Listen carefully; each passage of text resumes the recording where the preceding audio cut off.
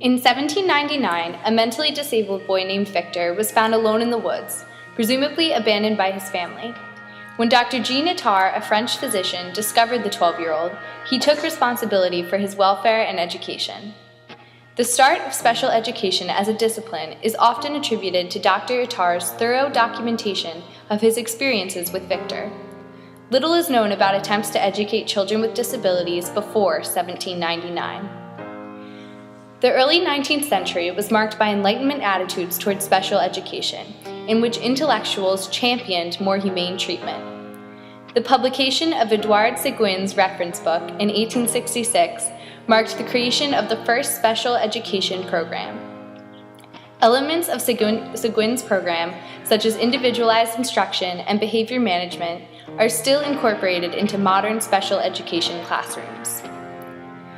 By the turn of the century, however, theories of Darwinism had infiltrated popular culture, influencing common perceptions toward people with disabilities. During this period, physicians such as Harry Heselden openly practiced euthanasia of what he called defective newborns. Dr. Heselden campaigned for the adoption of these practices across the country, gaining powerful support even among advocates for the disabled community, such as Helen Keller.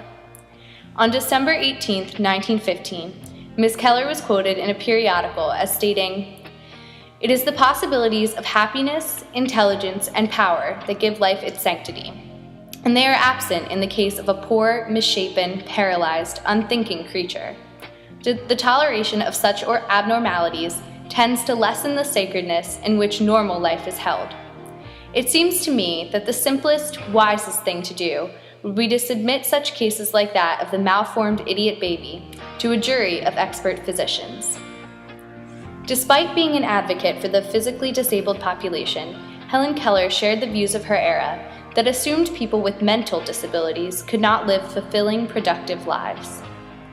During the first half of the 20th century, involuntary mass sterilization and institutionalization of people with disabilities was common.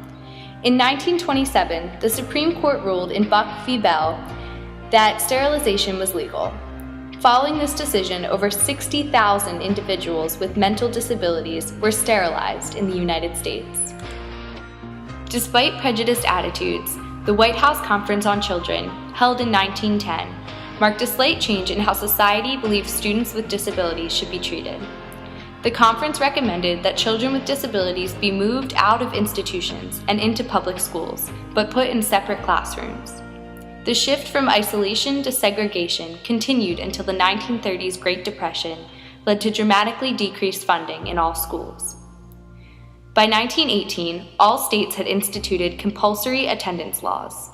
However, many state courts ruled that these rights to education did not apply to disabled individuals. Around this period, local advocacy organizations began to crop up all over the United States, forming grassroots support systems for parents of children with disabilities through which they could fight for equal opportunities. In the 1950s, these organizations gained force on the national level to help further the case of special education. The Supreme Court ruled in the 1954 case Brown v. Board that it was unconstitutional to allow segregated education on the basis of a student's unalterable characteristics, such as race or disability. This gave disability advocacy groups a foothold on which to stake their claim. As a result, the National Defense Act of 1958 provided funding to colleges for training special education leadership personnel. The 1965 Elementary and Secondary Education Act provided additional funding and authorized the establishment of the Bureau of Education for Handicapped and the National Advisory Council on Handicapped Children. Despite the legal advances being made, until the mid-1970s, laws in most states allowed school districts to refuse to enroll any student they considered unreachable, a term that was generally defined by local school administration. As late as 1969, courts in North Carolina ruled that it was a crime for parents to continue enrolling a special needs child after exclusion from public schools. Fact: 1975.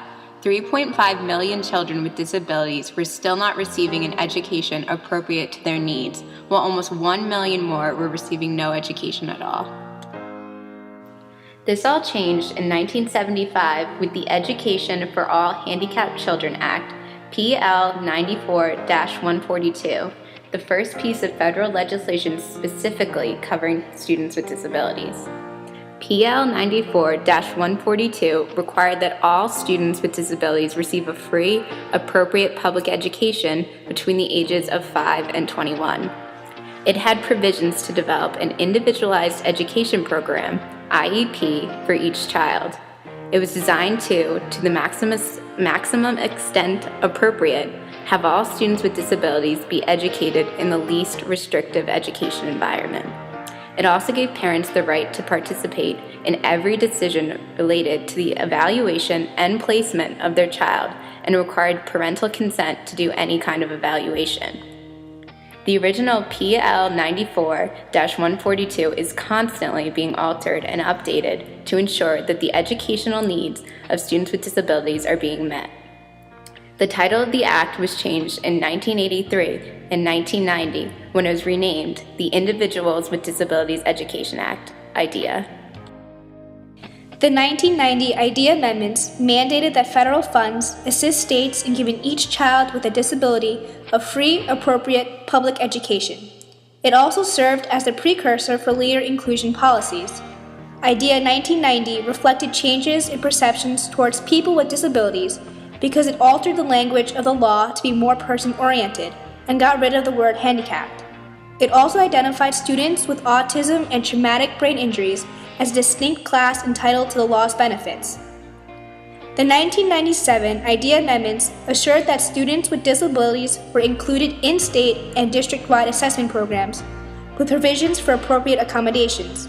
It also enhanced parent involvement in placement decisions and expanded IEPs to include a statement of measurable annual goals and short-term benchmarks to better track student progress.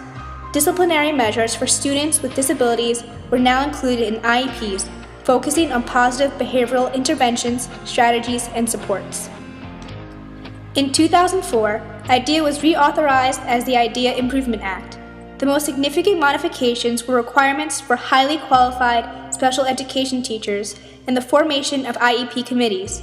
In addition, the Act included an identification procedure for students with learning disabilities. The Act contained an emphasis on transitioning students for post-secondary education, requiring a strategy for achieving this goal to be added to the child's IEP by the age of 16. Post-secondary education for students with intellectual disabilities is offered at the College of New Jersey through the Career and Community Studies programs, which offer students a liberal art education with inclusive mainstream classes and CCS core classes. Research reveals that inclusion programs such as CCS at TCNJ are highly beneficial for all students. Furthermore, universal design for learning tactics have proven highly successful in inclusion classrooms. These involve giving information to students in as many different ways as possible in order to engage all kinds of learners. These teaching strategies are proven to benefit both mainstream and special needs students. Despite these statistics, the debate continues over inclusion. Where do you stand on this issue? As teachers, we will be faced with this question throughout our career.